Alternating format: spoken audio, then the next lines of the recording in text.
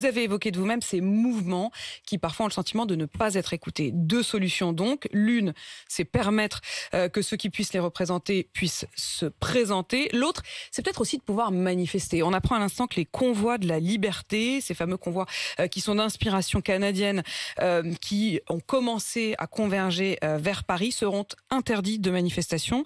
C'est le préfet de la police de Paris qui vient de l'annoncer pour trouble à l'ordre public. Est-ce une bonne manière ?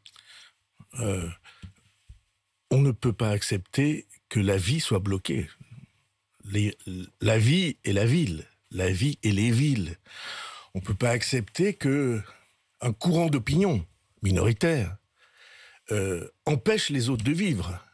Et quand bien même serait-il majoritaire, ce serait la même chose. Oui, mais enfin là, on les empêche de manifester. Et non, ils ne pourront pas bloquer les villes, et singulièrement pas la capitale. Moi je trouve que c'est la responsabilité des pouvoirs publics de garantir l'ordre, de fait qu'on puisse se déplacer, qu'on puisse faire ses courses, qu'on puisse demander aux commerçants. Je suis très frappé, comme je vous l'ai dit, j'essaie de comprendre ce qui se passe dans l'esprit des manifestants, de ceux qui rejettent en bloc le système. Mais je vois aussi ceux qui en sont les victimes. Dans une ville comme Pau, les commerçants sont exaspérés par la situation.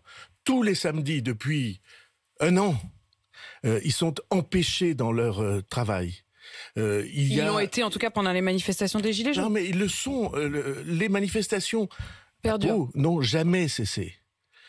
Une fois ou deux fois par semaine, ces manifestations bloquent et quelquefois agressivement. Donc il faut interdire. Et donc, il faut maintenir l'ordre. Le rôle de l'État est de garantir l'ordre républicain. Mais vous parliez précisément qui fait que vous pourrez vous déplacer.